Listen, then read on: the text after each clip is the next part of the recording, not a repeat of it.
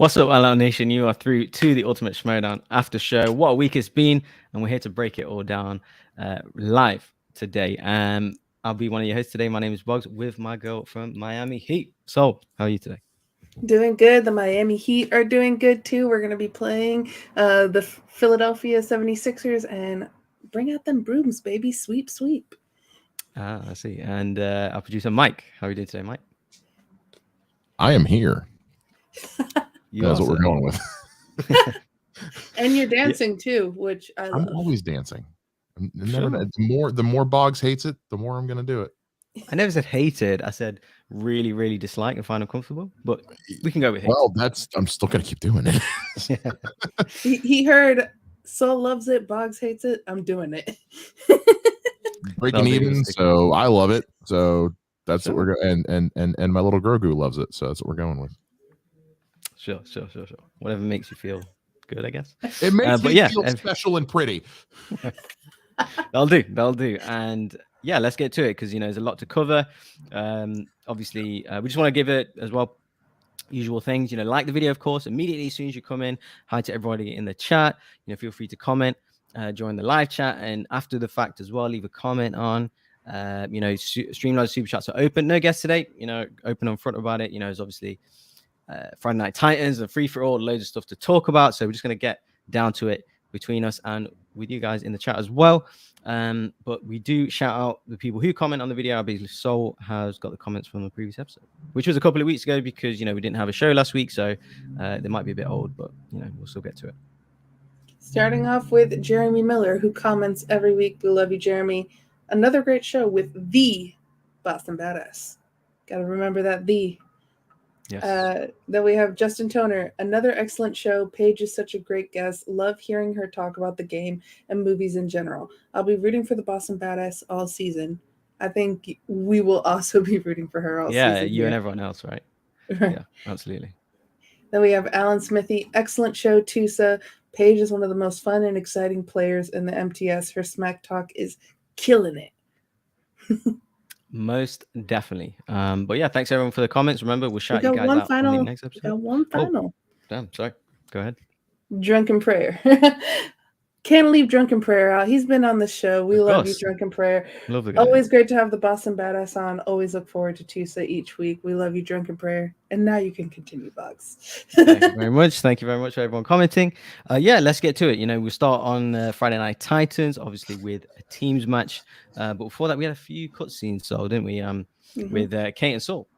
With we see a little bit of controversy, a little bit of I'm teaming with Bateman from Kate. Kind of kicks Saul to the side, and then we see as well a little on top of that little cutscene with Marisol Chance and Mike, obviously talking about this might be the end for corruption. We won't break up. If the team breaks up, the faction doesn't break up, etc. So, what are your thoughts on the cutscene, Saul, and seeing all the drama? I mean, I kind of agree with Saul. Fuck Ben Bateman. I think we can all agree about that. I don't think there needs to be much more said on that cutscene. Yeah. But going to corruption, we'll be talking about that team's match shortly. But yeah, that faction is strong and going to be together no matter what the results of this team's match was. Yeah, so what do you think, Mike? So obviously, just to confirm, it seems that the Den have dropped Saul, and the corruption, obviously, they just did a kind of loving, team bonding thing. But at the end of the day, it seems that Saul has left the Den, and now, obviously, we'll come to that in a second, but Christian basically announced Saul against Amaru. And the winner of that will play Kevin Smets for a number one contender match to play, obviously, Mike. So thoughts on that situation playing out? I mean, any more time that Amaru gets to play is good for me. Love seeing him play. We'll talk more about Amaru later. I don't know. The Den dropping Saul feels like Saul. It's gonna be weird. Is a weird move. This again kind of plays into what I've been saying all season, which is massive shakeup to all the factions. Something happens later on today that we're gonna in a little bit that we're gonna get to that just seems to confirm that even more. And it still just kind of leads me to believe that like we're either heading for an all-out complete reshuffling of the factions, or we might be seeing the end of the factions themselves. I don't know. It's hard to say at this point, but the Den dropping Saul is just feeding that fire for me at this point. It does. Yeah, just shout out to everyone in the live chat: Justin, Jeremy, Eric, Alice Smithy, the director, of course. Just to confirm, everyone, we do have a bit of an announcement towards the end of the show. We're going to do that at the last part, but we'll cover the matches first, free for all. Then we'll get to our special announcement. But yeah, going into this match, obviously a lot at stake. You know, Corruption lose, they'll split up. So going in, obviously we start off with that fantastic entrance from Shazam, who probably the best at that. You know, maybe Bibbs being the pioneer in entrances. You know, killing their fake Shazam or something. Yeah. But yeah, getting into the match, obviously we do get a perfect match, a perfect round from one man. That's Chance himself. You know, Mr. Perfect round one, of course. But of course, Bibbs and Maya excellent themselves, finishing 18. And Corruption finishing on 20, and Chance getting the perfect perfect round plus the bonus. Ideal start for Corruption. You know, I'm guessing the plan is just stay in front as much as you can, because you know Shazam are near perfect team in every single round. They're such a hard team to beat, and seeing their records at the start, like 13-2, it's so daunting. And obviously Corruption, good record themselves, 8-4, but 13-2 coming up against them, it's like, it's a tough one. But overall, Mike, how do you think the first round went? Of course, Corruption was up and Chance going perfect and getting the bonus as well. I mean, this is the kind of first round you expect from a third match between two Titan teams like this. I mean, this is Shazam and Corruption as far as teams go. You think back to a few years ago when people were talking about whether it was, top 10 or the Patriots, those kind of guys who were always, and then now that's Shazam and Corruption. And so, yeah, coming out of it with Chance hitting a perfect round one and getting the bonus, and seeing that both of these teams, like, they came here to play, but they didn't come here to play around. Like, they were here to work, and that showed. 18-20 at the end of the first round. That's not a lot of misses, and it was. We had a big hill to climb from there. Yeah, definitely. And I love how like the Discord about Mike being, he can't hang with the rest of them in singles. That's kind of gone now, because he really starts, especially with teams with Chance. He knows he can't let him down. So overall, so what do you think first round? First round, it's what we've come to expect of Chance, and then of like just both of those teams in general. Chance going perfect. We've talked about a few times this year about how hard it is to go perfect with this new format of having 10 questions in round one. And yet we've really been seeing that mostly from Sam Levine, which we'll talk about later. But Chance is going up there saying, I don't just go perfect when it's 8 questions. I'm going perfect when it's 10 questions too. Yeah, for sure. And Jeremy in the chat there saying, don't overlook IG players. As we've seen the free for all, you are right, so which we'll come to a bit later. But yeah, definitely a good showing from all, really. And then going into round 2, Corruption do go first. Initially land on Oscars, spin off that on, and they stick with the 80s. They did go perfect. Went down to multiple choice once, and then Shazam went next. Again, surprising. They landed off DreamWorks, landed with new releases. They did miss one, surprisingly. They guessed, obviously, and they got it wrong, and it was Stoll, the Many Saints of Newark director. So Shazam led that round 31-26, an even bigger lead against Shazam. Again, like, that's the best you're going to ask for or hope for against Shazam, especially if they miss a round 2 question and with that whole swing. So yeah, crazy turnaround of events there. And then we'll just obviously mention round 3 as well. They did go, both of them went perfect in that, both betting 3 and getting the question right, Monsters Inc. Oscar nomination question. But yeah, so what do you think overall? The end of round 3, 34-29 to Corruption. The big lead there, especially after that last match, we're in 51-54. Did you think writing's on the wall, or how do you think the match was going at this point?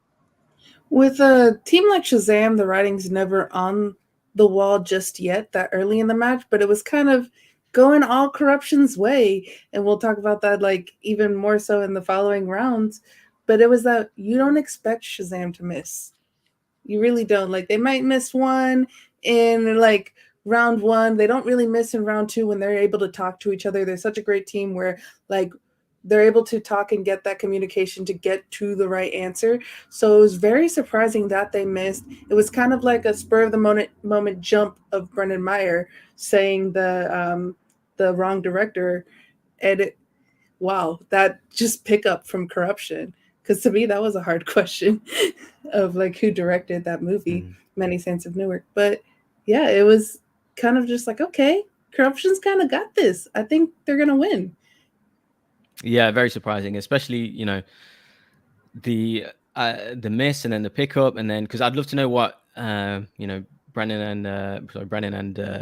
and Bibbs had to say about that, because they've been on the show a few times and they're so in depth with everything, and every kind of moment is well thought out and stuff. So I'd just love to know their kind of explanation of what happened there. It seemed like Bibbs didn't know it, and he kind of kneeled on Brennan for that, and he just got it wrong. I don't know, but we shall see what they say. But Mike, what happened next is round 4. We see a slight change here, a slight shift in the scores, going closer, where Corruption only got the first round question in round 4, and then Shazam got the next 4 points, leading. They kind of lost a lot of their lead there, 35-33, ending in round 4. So they did get a lot closer there. What do you think of the match so far? And only having a 2-point lead after the end of round 4. This is what shows why the speed round is such a deadly round in these title matches. We've all seen the speed round make or break any match, and a lot of times, not so much the case today, but a lot of times whoever comes out of the speed round in the lead usually ends up carrying that lead to the end of the 5th round. But what ended up happening this time around is Shazam took that speed round and said, no, we got to make up for this lost time. It was obvious Brennan was kicking himself verbally, like out loud for the one miss. And it was clear that, but it was also clear that Bibbs was telling him, like, it's fine, we got this. And Bibbs was like, I got this now. He sat there, had his hand on that buzzer, and was just ready. I mean, there were a couple times he answered questions so fast. I don't know how he knew what the hell they were even asking. Honestly, I knew what they were asking because I could see it on the screen. So that was the moment where, again, kind of what I said earlier, Shazam was like, we're not here to play around. We're going to show you guys, if we're going to go down, we're going to go down with a hell of a fight. And yeah, that speed round was, you don't see them turn a match that way very often. Yeah, I was going to comment on that. How many times did 5? And then, because obviously it was Jeffrey Rush, how many times did he appear in the Pirates of the Caribbean franchise? And it was weird because Brennan was like pointing as if like, oh, he knows this. So I don't know if they were practicing that, or they must have discussed that in training or something. But yeah, that was crazy. I didn't even know who they were talking about. I think he thought that they were asking how many Pirates of the Caribbean movies there are, which is the same answer. I think most of the characters that are in that franchise are in all of the movies anyway, so I think it was a fairly safe bet that, short of Orlando Bloom and Keira Knightley, they're all pretty much in all 5 movies. True. Yeah, I didn't think of that, but yeah, it just seemed like like a Sam Witwer kind of moment there. But yeah, that just showed. I thought that was the first little sign of, oh, okay, something might be happening here. And then going into round 5, we did go back and forth with their 2, 3, and 5. It really came down to Corruption's 5-point. Obviously, Shazam did get their 5. Steve McQueen, San Francisco question. And then it just came down to, I don't know, educated guess or really tough. Obviously, how many Tony Scott movies did Denzel appear in, and or how many did he direct of Denzel? And they guessed 6. The answer was 5, and pain crushing. That was it was a rough watch. They did lose. Shazam won based on the 5, and going into the post match, everyone's kind of super emotional, and yeah, it was definitely sad to see. But yeah, it was a bit of a rough watch. Definitely felt sorry for Corruption because they were the better team throughout the match, and especially last time 51-50, and and Corruption are really the only team at the minute on the kind of, as far as I'm aware, on the roster who can push Shazam that way. I would have said maybe Deception at the start of the year, but obviously they're no longer a team as well. Any kind of older teams, I believe Press Room's still a team, and Nooms and King, what they call King Arthur or something. Yeah, King Arthur. Yeah, King Arthur. Yeah, them guys still a team, but other than that, they're all new teams. So and who else is really going to push Shazam? So that was a bit sad to see them breaking up. But yeah, overall thoughts on the end of the match, so and seeing the emotion and what's left moving forward for Corruption. Mike got me. Like, I was crying at the end too. When like he started crying, I started. When he cries, I cry. The saddest part about it is that they had the answer. They named all 5 movies, and they were like, "We're missing one. We're gonna say 6," and that's the heartbreaking part. Because if you answer and you don't know the answer, but you're taking a wild guess, that's one thing. But when you do know the answer and you just said the wrong thing because you didn't trust yourself, that's heartbreaking. And that's, again, we have no more Corruption as a team. Who is Shazam going to play? I don't know. Are they going to keep that reign? I mean, we did hear about a team that there's a possibility with Oyama and Collins. They're not going to be teaming up. But right now you're looking at these teams and you're like, I think Shazam's going to be holding these belts for a while. Yeah, maybe. I think people maybe a little, for some reason, don't really. Obviously, it's gone one way between Shazam and Corruption. The 3 times I've played, but I think people maybe are bored of that. I don't know, but especially the last 2 matches have been great. So yeah. I don't particularly mind that. All 4 great players. Loads of experience, loads of titles between them. So I didn't mind them keep playing each other personally. But Mike, overall thoughts on the match? Shazam's win, of course, and then breaking up Corruption. I mean, it's always hard to see a team that's been together as long and through as much as Corruption has been to come to an end like that. I was getting emotional too, though. As soon as just before Mike even cracked, I was already just kind of like, it feels like that end of an era thing. And yeah, and there was a press conference last week that Christian Harloff held talking about the Free for All and about Friday Night Titans. And the question came up of, why have Shazam versus Corruption again? Why not someone else to challenge him for the title? And what it came down to was, they didn't have anybody available, but also they were looking at a lot of the teams they have are still so new and inexperienced. You'd be putting a mouse up against a lion at that point. These newer teams aren't as tested yet. To put them up against Shazam like that would almost, they had the potential to just be a slaughter almost. Not that surprises can't happen, but also I think there was something about, we always like to see things in 3s, and so getting to see the end of this trilogy happen. Obviously, it breaks my heart to see the end of such a strong team, but you also do need to make room for those new teams to come in. Again, talking about Oyama and Collins, you got to make room for these new teams to come in. So, and as far as, like you said, Boggs, people getting bored with it, I get the idea of wanting to see more than these 2 teams, but if the matches are going to be this good, it's not much to complain about. If the biggest criticism is that it's just the same 2 teams, but the matches are this fire, it's hard to really be disappointed. Yeah, exactly. And look at the emotional that came out of it. I mean, wonder how many other people, these are just YouTube, but people in the live, people in the chat, people watching at home would have got emotional as well. So definitely sad to see Corruption go. But Shazam, will they get that elusive 6 defenses and beat them? I think so. At this point, there's no one really to stop them. I don't feel on the roster at the moment.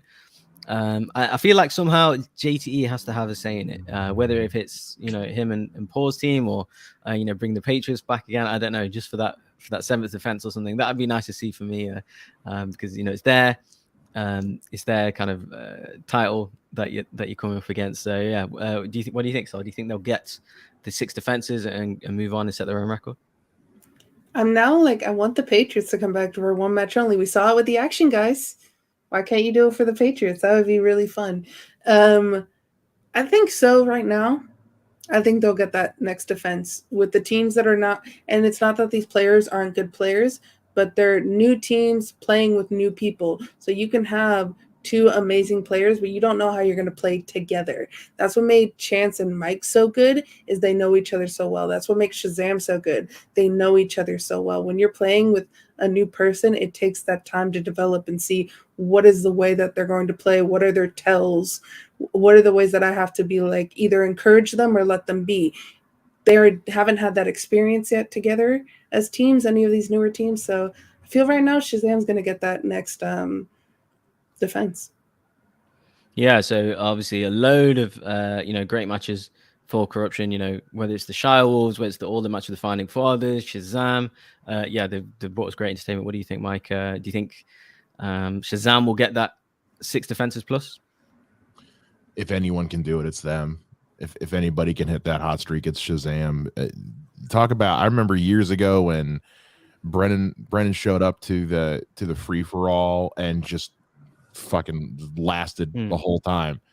And that was and then within like the next year is when you get to him approaching the Beast, and then they eventually become the become Shazam.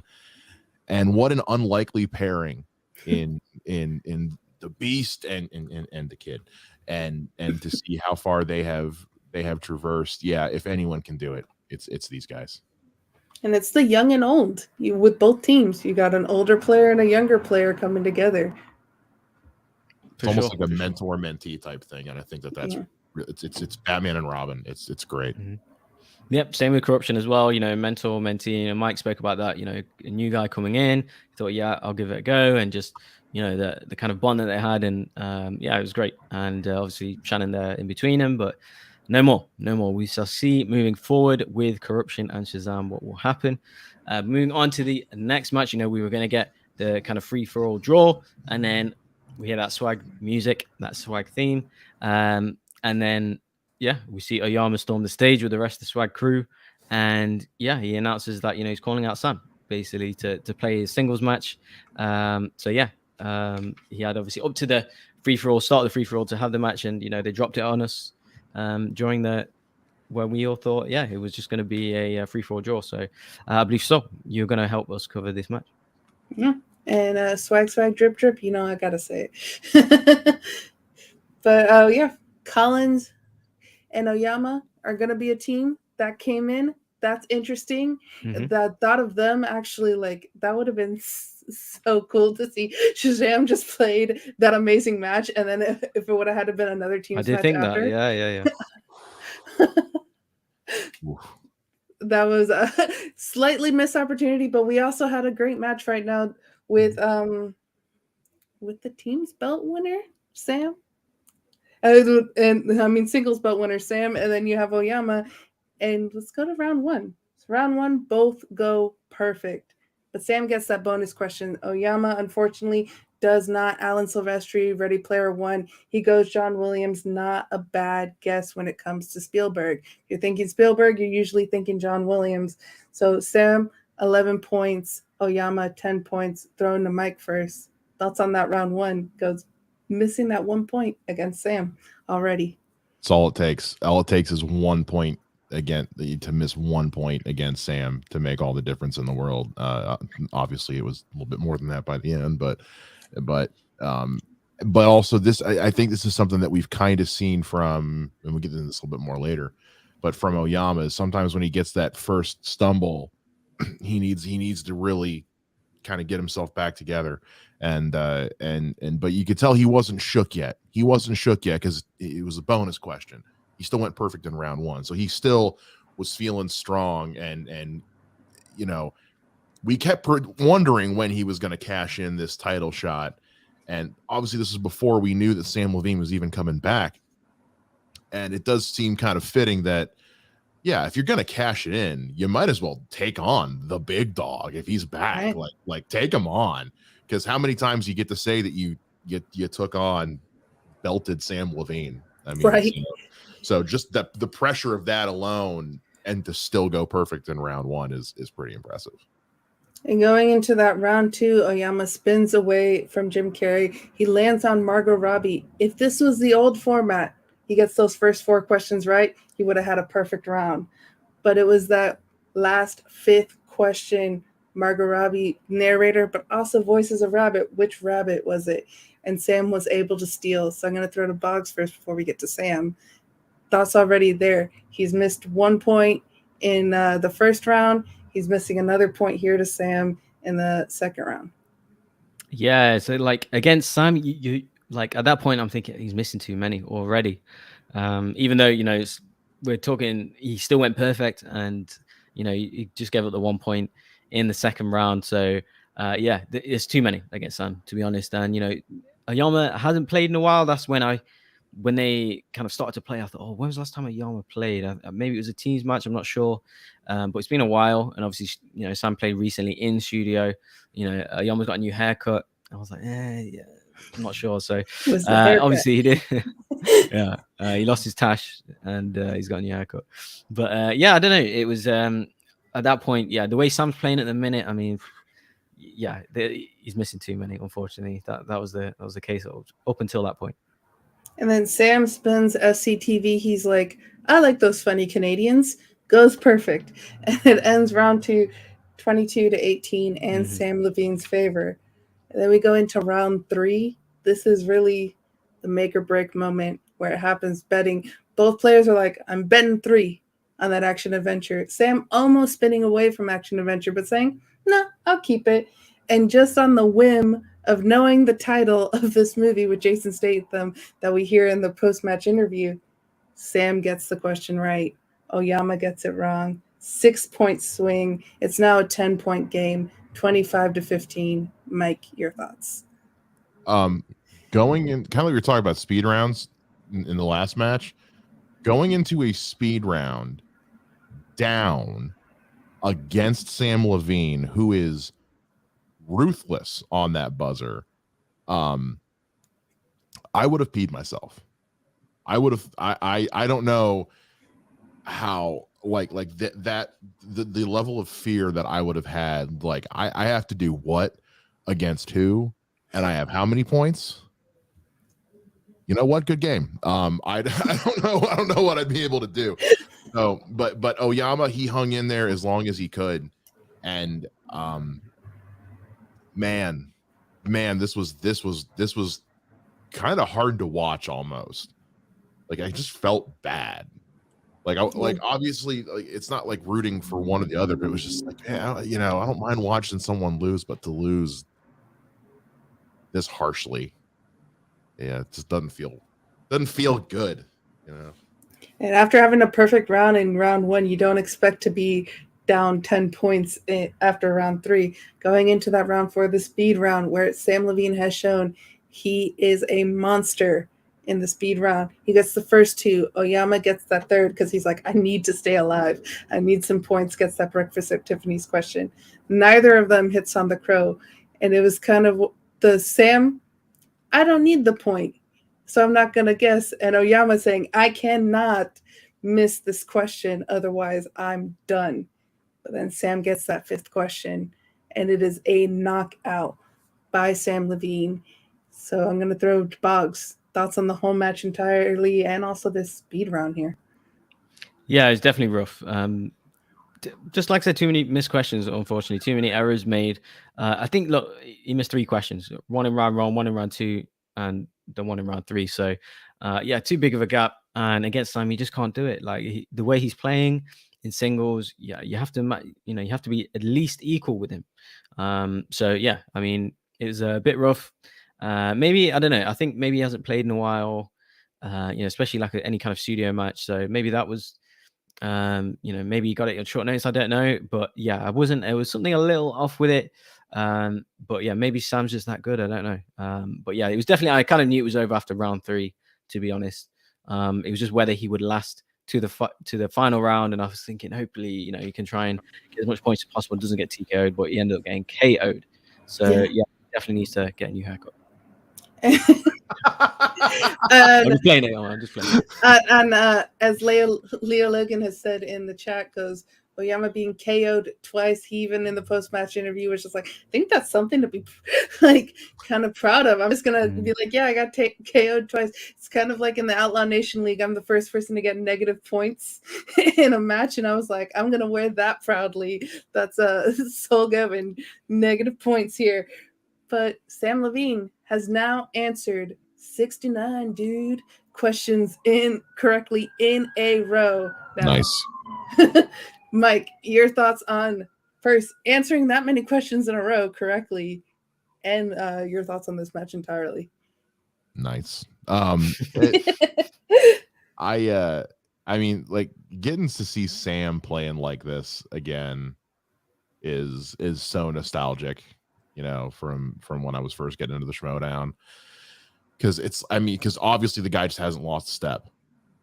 Like, there's always that question when someone comes back after that amount of time of being gone, and you wonder if there's going to be some ring rust. Case in point, I mean, Oyama's been gone not as long as Sam was, but he's been gone for a bit, and there is clearly some ring rust there with Oyama, and Sam didn't seem to miss a beat. Also, granted, you're, you know, now married to Rachel Cushing, so there's just so much movie trivia knowledge just floating around that house.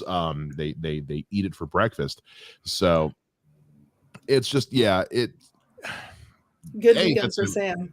Yeah.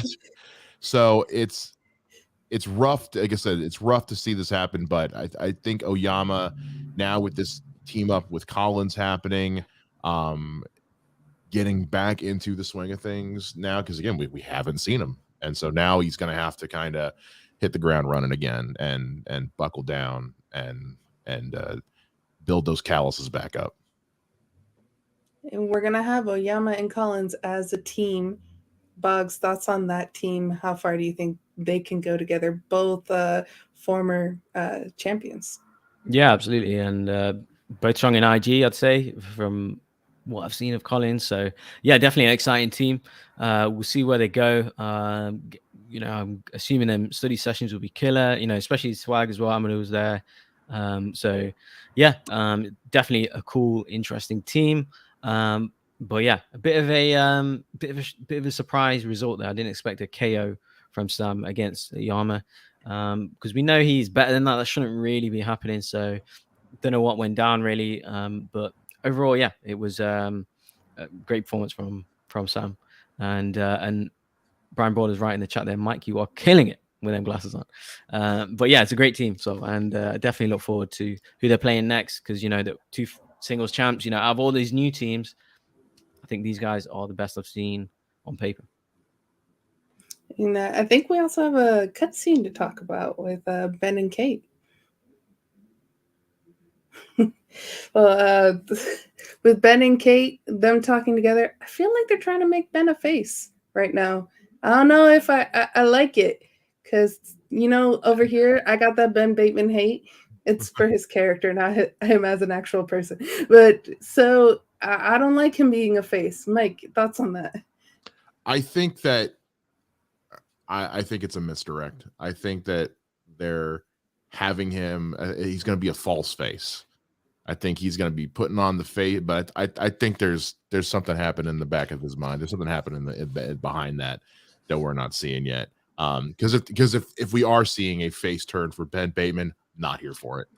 I am 100% not here for it. Nothing to do with what my opinions on Ben Bateman. I'm not now. He tried that once before. I wasn't a fan of it. Let's keep him as a heel. Heels have more fun, I think. Yeah, I agree. They've tried to make him a face before. He was kind of more like a tweener. It just didn't work out. He does his best work as a heel with that big ass whiteboard.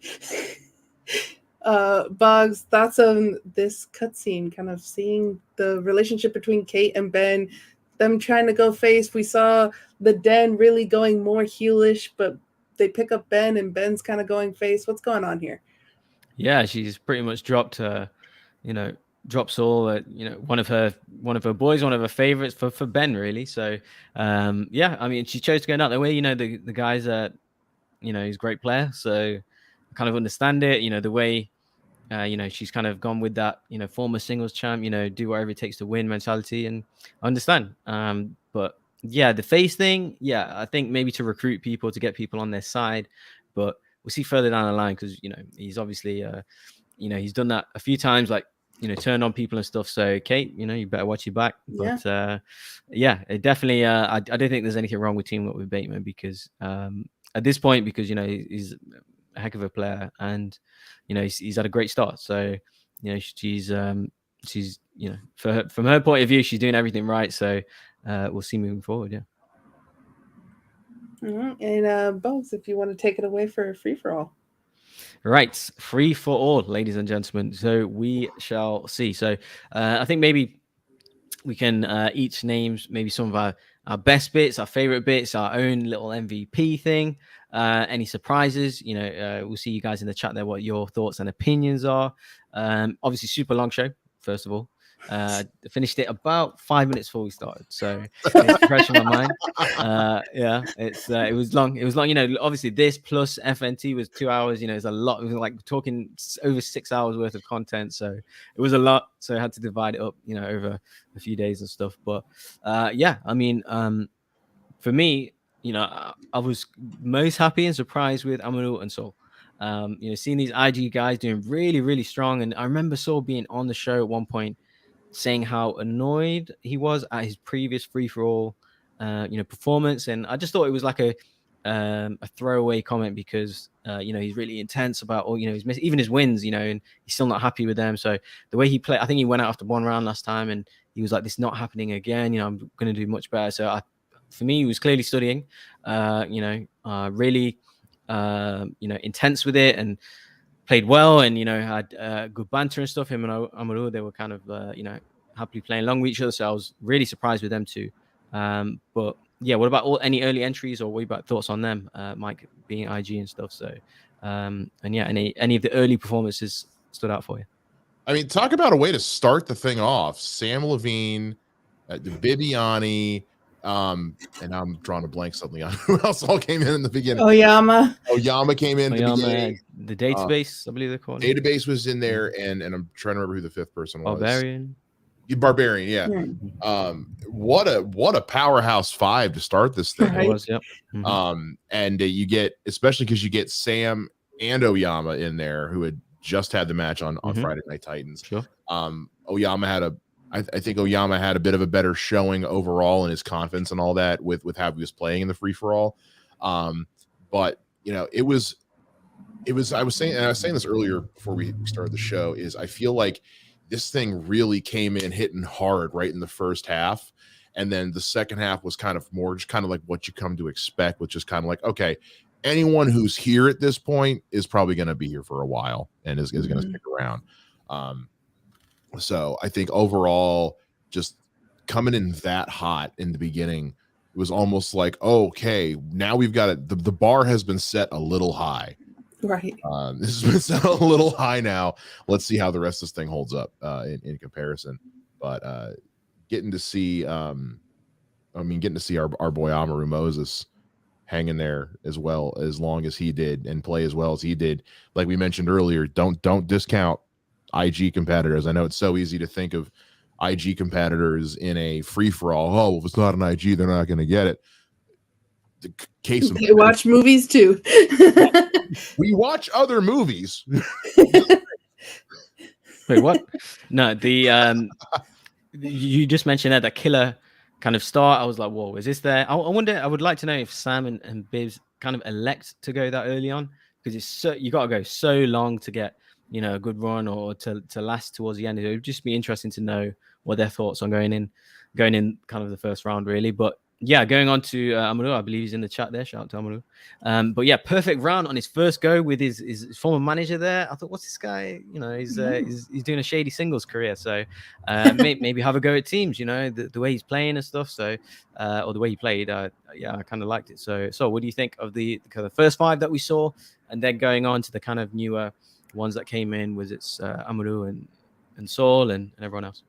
I was very much impressed with Amaru, Sol, and then the FCL champ, Travis. I'm forgetting his last name. Those three, those 3 were super impressive. in this free-for-all. And then as well, Saul and Peggy both said, I'm coming in with a vengeance because I didn't do so well last free-for-all. And I feel like they got redeemed. Also, Peggy, wonderful cosplay there. Icebox, Little Giants, love it. Box, do you know what Little Giants is? Absolutely no idea. I just thought, she's dressed as a baseball. Football player, right? The best American football movie ever made, hands down. Football player and cheerleader bottom. Okay, did not notice that. Great movie. Great movie. Shot and takes place in Urbana, Ohio, which is like 45 minutes from me. And then I also loved Jacoby's belt from Old Navy. I think more people need to. And I just killed Mike. I laughed so hard when he came out with that belt. But yeah, if I'm the database and I look to my right and I see Sam Levine, William Bibiani, Paul Oyama, and I look to my left and I see the Barbarian, I'd be like, what am I doing here?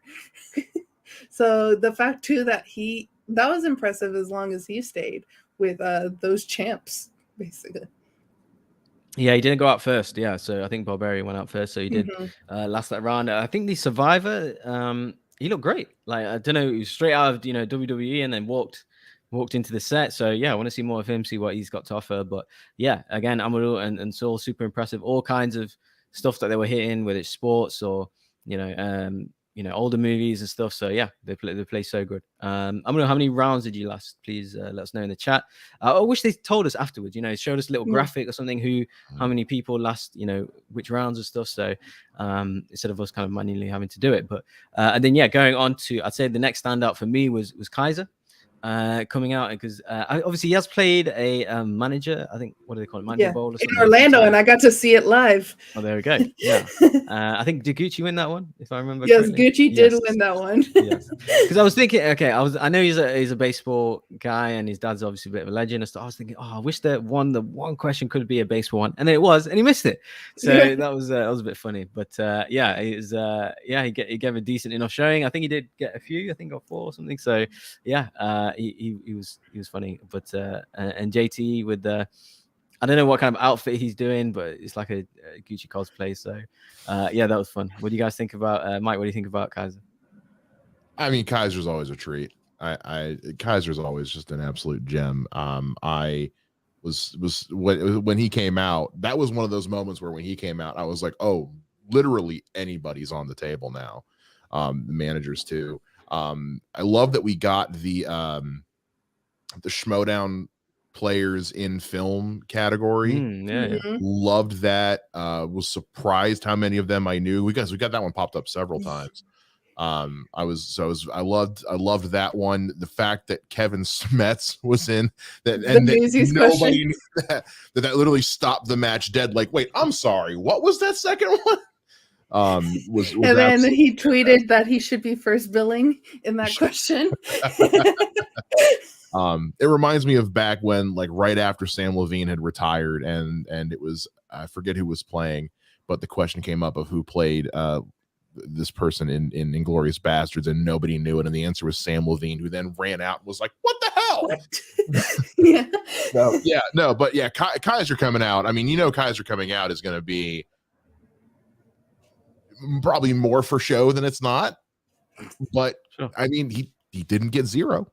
So yeah, and yes, I did see Lee Logan. We can't forget Bateman clearing the table. Yes, we'll come to that in a second. Just going through a bit of the order first, and then for me, that obviously Travis. You wonder, FCL champ is no joke, and so as he's proved it, can hang with the big leagues and stuff. So yeah, he looks good. Something to be one to watch moving forward. And then the next favorite for me was Stacey Howard. That she has that like studio energy that just other people don't have. A little bit of banter, charisma, showmanship, or that kind of thing. And when Amaru, I think he lost when on her first, bye guys, just like bit of banter, right? Like, even though he's played great and just unlucky, like, kind of thing. Yeah, she was funny. And Adam Collins obviously came in, and Shannon having a go. She get a couple of points. Didn't last too long, but we see, she's given. We see the managers having an attempt as well. But yeah, so what do you think about Travis and Jacoby and Stacey and that group? Yeah, I loved kind of like the managers coming in and playing. That we have that like Wit. We've seen him play before. He was former player. Kaiser, I saw him play in Orlando. Winston, former player. I did not expect to see Shannon coming in. That was not anything. Even her, what am I doing here? Goes, are you ready? Not at all. Like, but just handing everyone a beer, celebrating when she gets her first question right. She's like, I'm going to get out in one round, but I'm going to have fun. So that was just really fun to see, like Shannon just going in and like, I'm just going to play and have fun and get out immediately. Jacoby, yeah, I said with that Old Navy belt, that was hilarious. I love those little moments. Kaiser, he has a card that allows him to get in free to any baseball stadium in the country, and he got out on a baseball question. Yeah, didn't have a good guess as well. Just went after JT. Totally unfair. But yeah, just a couple people in the chat there mentioning Jupiter descending. Yep, was funny. And Amru was next to him, like, what? This guy does it in real? Like, he really does that? It's not a fake thing. Like, yeah, it was a funny answer, of course. But yeah, and then moving on to my next standout was Whitney. I thought did good as well. He lasted a number of rounds, and then Bateman. Coming on, we know how strong he is. Coming second last year, clearing the table as well, like Leah Logan mentioned earlier. Doug Benson, again, funny, but didn't last too long, obviously, just in one round. So what do you guys think of Bateman appearing and Whitney doing good as well, Mike? Once Bateman was there, it was kind of one of those. It's like, okay, he's going to be here a bit. You just kind of accepted it. It's sure. Bateman. Whitney coming in, again, I'm so glad to see Whitney Seibold back. I always loved him when he played before, especially when he was with Bibbs. So great getting to see Whitney back. Doug Benson has shown time and time again that, like, hey, he's a goofball, but like, he knows what he's talking about. He just didn't make it out of the round, but like, it wasn't for lack of trying, and he's held his own on more than one occasion. I mean, he hosts a movie podcast, for crying out loud. So I'm sure he was baked off his gourd, with respect, but it was just, yeah. And you mentioned Stacy before too. I mean, you can tell that she just thrives being in the studio atmosphere again. So getting to see Whitney back, and yeah, once even you could see that Ben can play even without his giant whiteboard. He had to get it eventually, but he got through that first round without it. So maybe it's not the crutch that people seem to think it is, but it made for some great prop comedy later on. Yeah, right. Him having to, and the fact that it's so big, like you have to really hide. So he was writing really small in the middle on that giant whiteboard. But I think the most exciting thing, and Draco's back. Yep, about to come to that. That was the next bunch to come in. Just want to comment as well. I'm going to mention that you think it was John and Jeff with that same question. I think it was John and Owen, because I don't believe Jeff has played against John in a singles match. So I want to say John Roca against Ethan Owen was that match where Sam came out. It was me. Yeah. Anyway, someone in the chat, correct me if I'm wrong. But yeah, next kind of group was, as Sol said, Andrejka returning. Video Drew, Dan Morrill, Kalinowski. That was really strong kind of group there. And, Video Drew going out first. But, it's great to see Andrejka back. I think Christian did confirm he's back, proper. So we'll see him, obviously in singles, but we'll see maybe teams. Maybe can we tease Snyder a little bit? We'll see. But, yeah. And then we see Peggy come in, obviously, with that football outfit. Was it so? I'm not sure. Yeah. And then icebox. Yeah, exactly.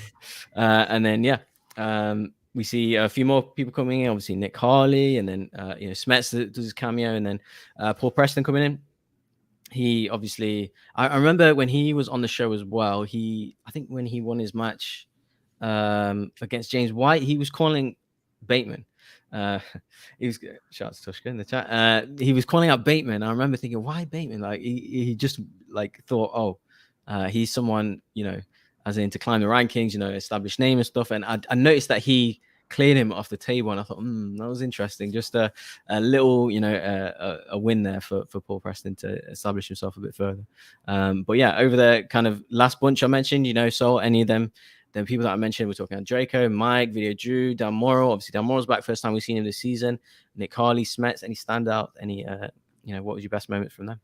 When they said Dan Morrill, his first time like this season, I was like, yeah, he hasn't played. And that was kind of like why has he not played yet until right now? And then my favorite moment of Video Drew standing next to Ben Bateman going, fist bump, Video Drew going, nope. I think Stacey Howard blanked him as well. So I don't know, this is a bit of a running joke. So the ladies are like, nope, don't want to touch Ben Bateman. Yeah, with his big whiteboard. And Smithy saying, I think Ben should have a tiny whiteboard and a giant pen instead. Sure, that would also work. But yeah, Mike, any thoughts on the kind of killers that came next? Will always be one of the world's biggest Mark Andreyko fans. I love Mark Andreyko so very much. Getting to meet him in Chicago was one of the best things ever. If you haven't checked out his book, Love is Love, please go do so. Yes. And he is, I mean, Mark Andreyko in a free-for-all immediately conjures memories of him coming in and clearing that board of Roca and Dan and oh my God. I think it was Bibbs. Was it Bibbs? Bibbs was there, and Scott Mance. I think it was Scott Mance was the other one. And just comes in, just answers, and just, oh, okay, everyone's leaving now. Okay, awesome. So, and we kept waiting for one of those moments to come, and we got a couple like that close to it this time around. So, Andreyko coming out was great. Obviously, the moment with Smets coming out and having his usual one round in a free for all, but just getting to see him back after everything that's gone down the last couple of years. And the great moment he had with Ellis was fantastic, wearing Ellis's hoodie. And it's always nice to see Video Drew, because Video Drew is life. Yeah, and Dan Morrill saying, now I'm gonna feel bad if like you go out in the first round after Smets talked. Yeah, and definitely Andreyko. That's a highlight moment. The previous free-for-all when he cleared the table, that's definitely, if you show people the Shimona, I think that's one of the moments that you do show people. One of the better moments in the history of the game. And the next kind of group was, we see Paige next, and obviously Clee Wiggins, Ty, with his wine. And we see the Rager. How many gowns do you have? You must pack them and take them to see, like, right, that's weird. And his slippers and everything. So yeah, he's really invested in that outfit. But yeah, fun little Paul Preston lasting a few rounds as well, again establishing himself, why he's with JT. Obviously we know he's a kind of all-time great teams player, so kind of doubling down on why he's his team player. And they got a cool intro music as well. And the Rager, I'm sorry, he's got the best music. I want to download that and just keep it. So it's definitely cool. But they were the next bunch. And then leading up to the later ones, we got obviously Winston making, I think, a cameo at best, and then Marisol, and then Ken introducing himself, and obviously Chandru coming in and taking out Dan, surprisingly. But my thing with this was Marisol coming in late. I knew she was going to come in late because I was thinking, where's Marisol on each one. And, having such a good player in so late, like, it was a bit of a foreshadowing for me who was going to win, to be honest. From as soon as she, after about 35, she's not in yet, I was thinking, oh no, she's coming. But yeah, that was, again, she played fantastic. But I think, Paul Preston being the one lasting with her, going into, sudden death as well, definitely proving his worth and showing what a good player he is. But yeah, what about anyone from the last bunch there? So who are you thinking? Obviously we've got Peggy, we've got Ty, we've got Rager, Winston as well, Swag Drip, and obviously Marisol and Chandru coming out and stopping Dan Morrill. Him, even though he's going out, he took out Dan Morrill. So overall thoughts on that last bunch? I need more Ty and Rager in my life. Just like, they're both absolutely hilarious. Right. I wish that they lasted longer. I love Marisol as Mirabel from Encanto. I think more than Peggy and Marisol are the only ones that got the assignment right. Like, you're supposed to dress up when you go to Free for All. They were the only two. So they both are, even though she won, they're both MVPs in my heart for dressing up. Paul Preston, man, the fact that it was him, he should be so proud that it was him who was there with Marisol answering all those questions correctly. And then Chandru, I'm going to take off a piece of clothing except for my mask every time I get a question right. Like, and I love his music. Was that the first time we've heard his music? I think so, maybe. Yeah, I think so. I absolutely loved it. Because obviously you can't have swag, drip anymore, which he kind of famously comes out dancing to. So I think they made him his own. And I'll be honest, when they initially started the free-for-all with the masks, I did find that, I was like, oh no, they don't have masks on the whole time. Well, I didn't mind it, to be honest. I thought I would find it majorly distracting and annoying, because obviously you hear a bit of muffle sometimes. But to be fair, I didn't mind it. I was thought, okay, no, it's good. You kind of just don't see it after a while, maybe. But it was excellent finish from Preston and Marisol. But Mike, what do you think? And the ending, and then IG guy again taking out Dan Morrill, and it finishing strong. It was not the ending I thought anybody really expected. Marisol, aka Mirabelle, versus the Paul Preston. And he held it. He held it he took her into overtime, sudden death, whatever you want to call it. Right, yeah. Which is not easy to do against someone like Marisol. It was like the mask thing. I think that honestly, it could have been a lot worse. I was actually impressed with how easy it was to understand everybody. I think the ones I had the most trouble with were actually Mark and Christian, but they had different mics. They had the ones like right there. So, and I felt for Christian because you could tell that he was having the whole problem with the mask and the glasses fogging. Felt that. So, no, it was a hell of an ending. Once Marisol came out, it was like it might come down to her and somebody else. But yeah, the Paul Preston was not the one I saw taking all the way to the end. And I don't know how much of that. I know he was playing a little bit of heel there, especially when he first came out. And I'm kind of wondering how much of that was character and how much of that was genuine frustration that he didn't pull it out in the end. I know, he obviously didn't shake Marisol's hand. I think that part was character play, but I think you could definitely tell he was feeling himself a little bit for not getting doing better there at the end. Of course, yeah, going into sudden death with arguably the best player in the game, and then missing on what? Yeah, of course, it's definitely going to be frustrating. People, him obviously he's had a lot of let's say bad luck.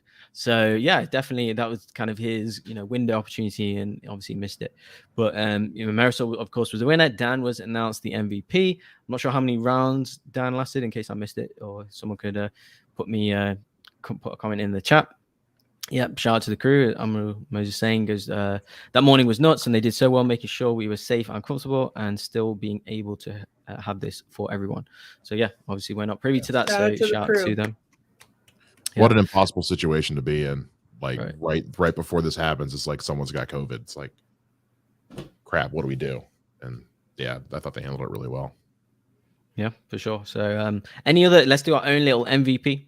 Who would you guys say? Because someone also let us know. Oh, Dan lasted 10 rounds. Okay, fair enough. That's clear. Wow. MVP. I didn't. 41 points. Yeah. Well, but yeah, what about you? So, who's your own MVP of the free-for-all, if you could give it out? Again, if we're going the dress up, I jokingly said it's Peggy, but I kind of, just because it was like just how impressively they played as being IG people, is Amaru and Saul.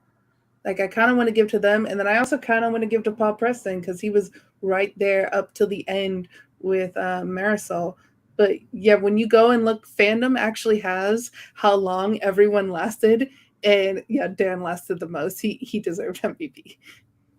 Yeah, I didn't count for some reason. I thought he came in a lot later, but yeah, I was shocked he went 10 rounds. I'll say, I'll say my personal favorites were Amaru and Saul. I'll probably say Amaru because he also went perfect and kind of eliminating Sam as well, like mentor kind of thing. So that was kind of cool to see. Happy for him. But I'd say them two. What you, Mike? MVPs, and I'll shout out to Chandra as well for taking out Dan, and the Rager just for his theme song. But Mike, what about you? Yeah, I mean, Amaru was definitely, again, like we mentioned earlier, it's to see a guy who's come from the fan leagues and moved all the way up there into the Schmodown. And yeah, there is that misconception that as soon as a IG guy shows up, it's like, okay, he might get 2 rounds in. And I mean, had Dan not done as well as he did, I think it would have been Amaru getting the actual MVP. If anything, like, yes, he has 10 rounds and all those points, but I almost kind of expect that kind of thing from Dan Murrell. You know, to me, that just sounds like another day at the office for Dan Murrell. And as impressive as the numbers are, but yeah, for Amaru to come in like he did and just keep, which, by the way, best whiteboard out of anybody there, and to just keep flashing that thing and just saying like, what y'all shocked? Y'all shocked? I'm the only one that got it right this round. Oh, how about that? You know, it was a great showing from him and Saul as well, coming in with the, I didn't do well last time. Well, I'm back to show you what I can really do. So it was a lot of great showings from people you probably didn't expect to see him from. Yeah, everyone who brought their own whiteboards, Amaru's was the best, hands down.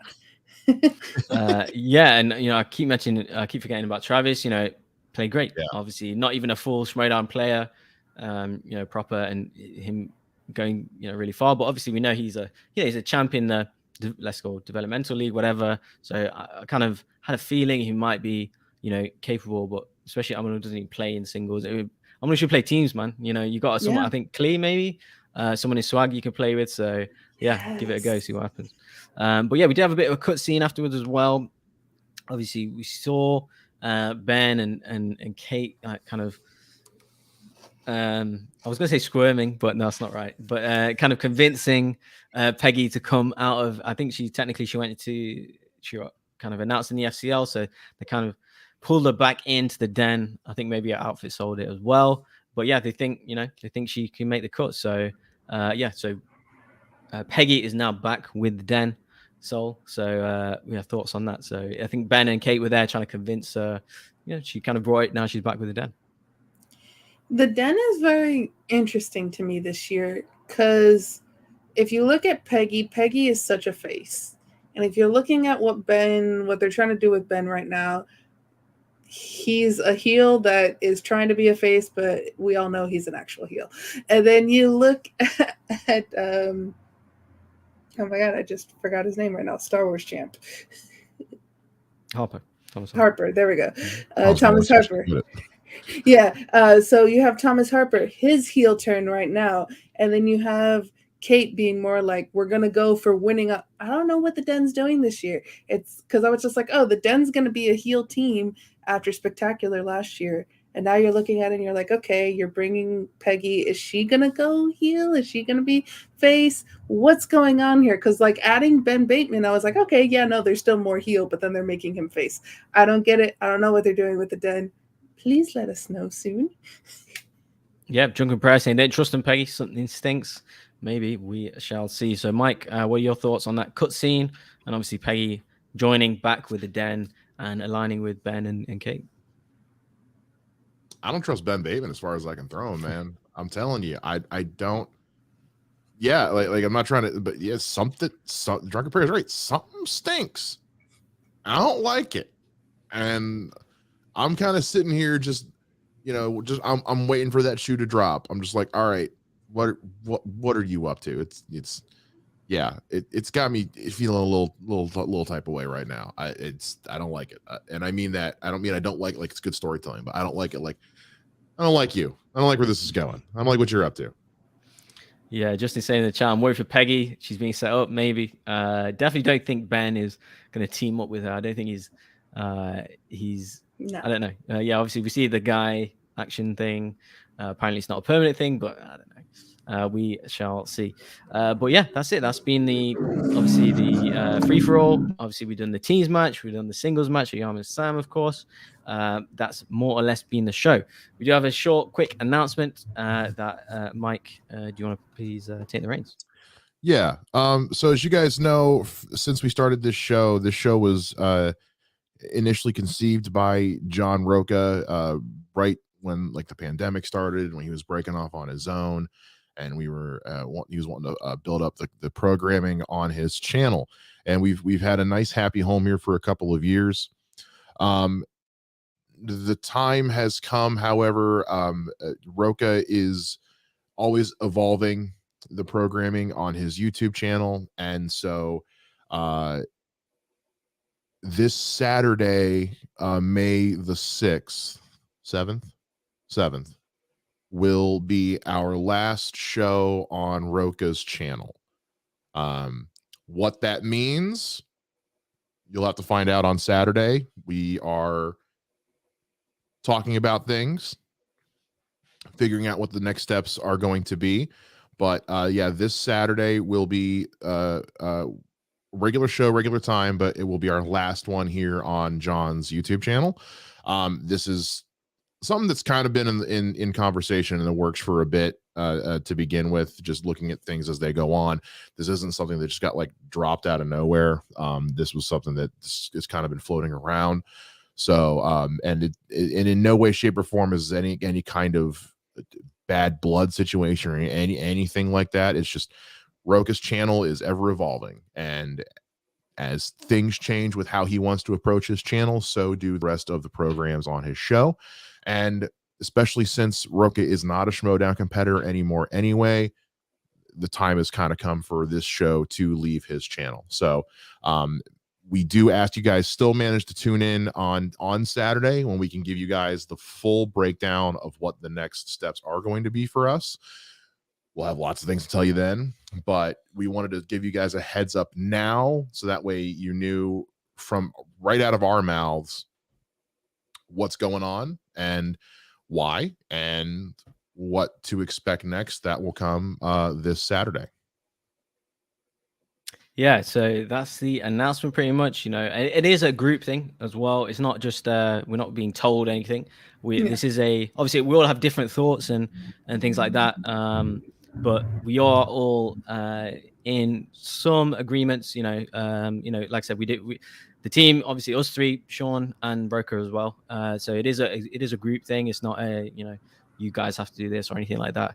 We're all kind of in agreement more or less. So yeah, moving forward, we're not going to be on the Ultimate Showdown after show on John Roca's YouTube channel, but we'll still be on the channel in some format or variation. We'll announce that obviously next week and stuff. But yeah, it looks like this show will be coming to an end on the Outlaw Nation. But so, any final things you want to say? Just a huge thank you to John Roca for even having us on his channel. And yeah, this has been a decision that's come through with all of us. It talks with all of us. There's no hard feelings. It's not Roca saying, you guys need to go. It's not that at all. It's very much just talking, partnership, and it's time for us to leave Roca's channel. Yeah, exactly. No need to be sad. We all at different thoughts about it. This was kind of maybe was supposed to happen earlier, maybe before the seasons, at one point and things like that. So different, we're all on the same page, but obviously we all thought, have different thoughts about it. But yeah, that's the thing for now. That's the announcement. But yeah, no need to be sad. We've had a great time on the channel. Again, opportunity and all that, being on a 22,000 subscribers channels, is great for me and stuff. So yeah, it's been super fun. But Mike, any final thoughts you want to say? Just, thank you to everyone who stuck with us from day one. And thank you to everybody in the Outlaw Nation who has welcomed this show. This show is not hosted by John Roca. John Roca doesn't tell us what to say or what to do or anything like that. He let us create this thing on our own, and it just became our baby. And he has been a wonderful support system for this show. Anytime we needed something, he was right there. And just, logistics will always change, and you have to adapt with the times. And that's all we're doing. This is, we're looking towards the future and seeing what's going to come next. And we can't wait to tell you guys this Saturday what is coming next, because something's coming next. You just got to wait to find out what it is. Absolutely. Yeah. TikTok, don't stop, like I always say. So obviously. Yes. But yeah, that's been the show today, guys. Obviously, we broke down FNT. We broke down, free for all. Please like the video. Obviously, comment after the fact if you wish. We'll give you a shout on the next episode. John Roca, a patron as well. Sign up for that. But yeah, we have been Ultimate Shredder After Show. I've been Bugs. That's been Soul. That's been Mike. Anything you'd like to plug, Soul, before we go? The Patreon. Join the Patreon. We're doing a lot of fun matches. Boggs right now is going to be playing in a #1 contender 5-round match against Brennan, FCL Star Wars champ, in our singles division, which we call Lone Star Division. So join the Patreon if you want to see that. Sure. All the millions and millions of people that would like to see that. Yeah. But Mike, anything you'd like to sign off with? Well, first of all, on top of this Saturday being our final show on the Outlaw Nation channel, will also be me taking on Alan Smithy in an all Batman 89 match. So, tune in because I'm going to win. And other than that, follow me on Twitter and Instagram at Mr. Mike Shea, and I got comedy show dates all over social media. So if you're in the Ohio area, come check me out. Yeah, we got a couple of announcements as well. We'll do that, later on and stuff, or maybe on Twitter or whatever. But yeah, we're still gonna, we're still a team that's gonna continue moving forward. And like I said, we'll still be on the channel in some format, some variation. We'll announce that, next week and stuff. But everyone, thanks for watching. This has been the Ultimate Shredder After Show, and we'll catch you on the next episode.